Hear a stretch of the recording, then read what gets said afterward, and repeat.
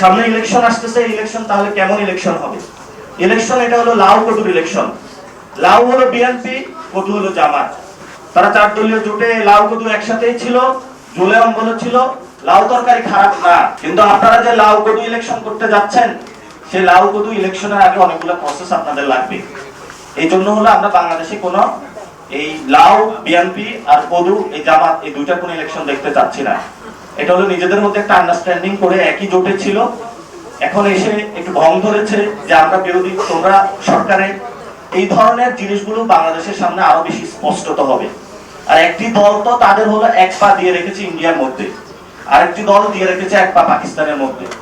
এই জন্য ছাত্রদের মধ্যে বা বাংলাদেশের জনগণের মধ্যে নতুন করে স্লোগান তৈরি করতে হয়, যেটা হলো অনেক দলেই আপনাদের সামনে স্লোগানগুলো নিয়ে এসেছে।